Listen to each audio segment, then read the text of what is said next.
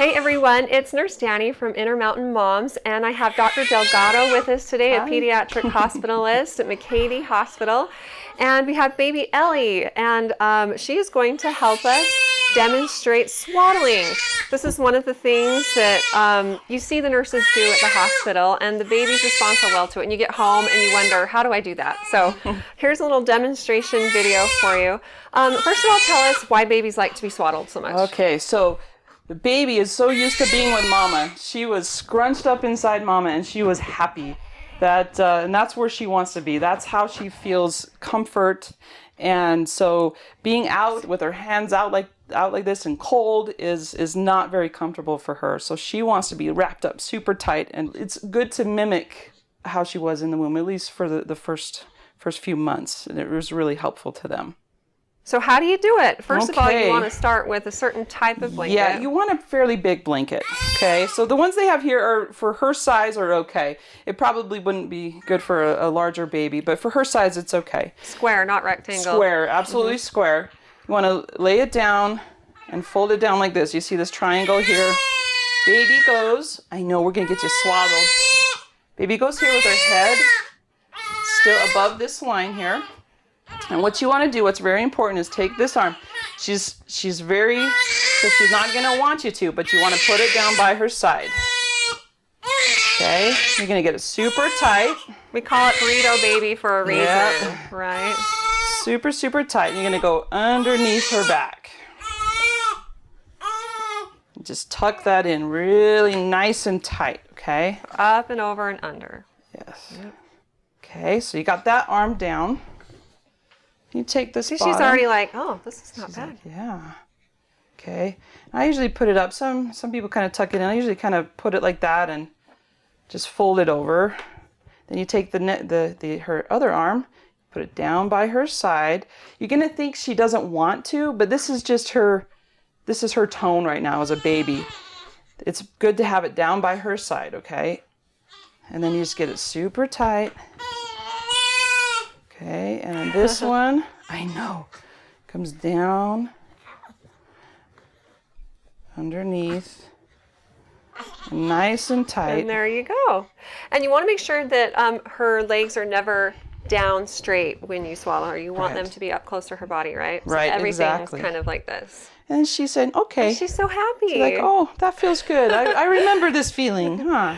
So other ways to soothe a baby, you know, there's some people who use the S's, swaddling being one, sucking, sound, swaying. What's the best advice you have for parents when it comes to soothing a baby? Right. What I usually will tell a family is to start with the swaddle, okay?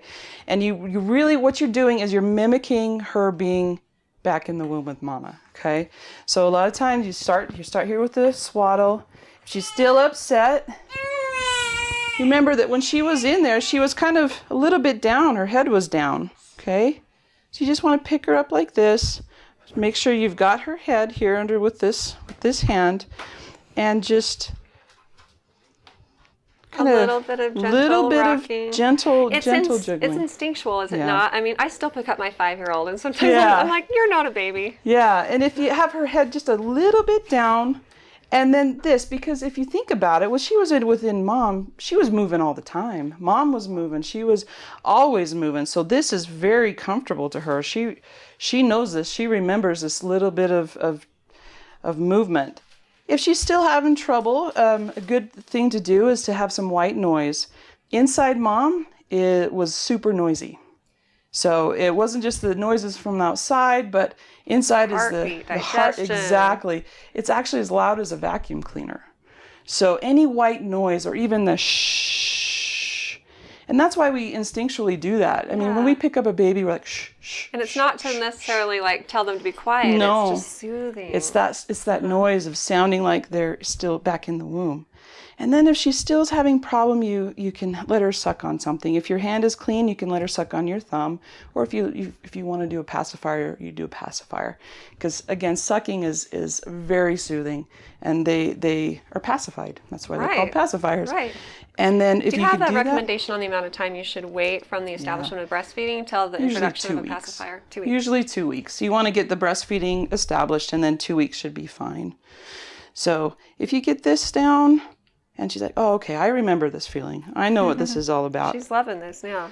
Then hey, you want to say hi? So what about colic? Talk about that. Like, there's normal amounts of crying. Like, babies cry for a surprising amount of time each day, and it's normal. Like 4 hours out of each 24-hour period, and they're trying to tell us something. They're communicating hunger, fatigue, sometimes overstimulation, discomfort. They don't like their temperature. And as a mom, you get familiar with what those cries mean. But if you've fed, changed, loved, swaddled, soothed, and it's not working, when should you talk with your pediatrician? Anytime you feel frustrated with the situation, you should talk to your pediatrician.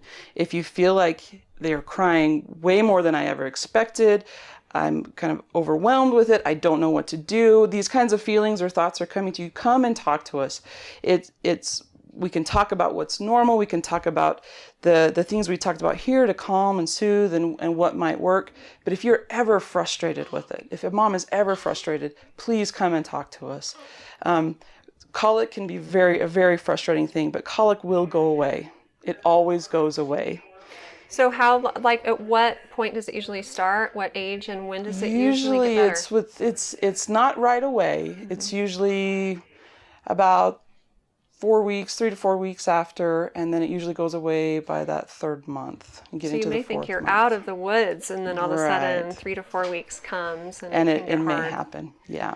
So the other thing I wanted to touch on is shaken baby syndrome. You mentioned if you get frustrated, sometimes one of the safest places for a baby would be in their crib for a moment if you feel like you're getting frustrated. Talk more about that. Every single parent Doesn't matter who you are. Planet, the best parent in the world, every parent on the planet is going to be super frustrated. You're sleep deprived, you have hormones changing, out on top of that a crying baby. And then in your heart you're feeling, I want to do everything right for my baby. I want to get it right from the beginning, and you just have this feeling to give them and do everything that you can to make their life super perfect and normal and everything. So you're a bundle of nerves. Right. And so every patient or every mom on the planet or dad is going to get frustrated, and you're going to be like this, and you may even have that intense, I just need it to stop.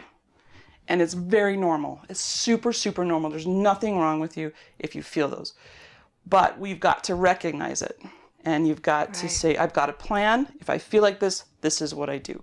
If you have a plan in place, then you're good as gold. If that happens, say, I go upstairs, I put her in the crib, and I walk away. And I will walk into my room, and I lay down, and I listen to some music, or I breathe, or I do something. She is safe in the crib.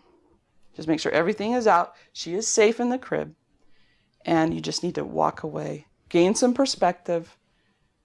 Maybe call a friend or a family member. Yeah, you can call people, and another big thing is to breathe, get oxygen to you. That does more for people than you might think. Right. You can't underestimate the power of just taking a few deep breaths. It's just getting oxygen to the brain. The brain goes, okay, wait, I'm okay now. We can handle this.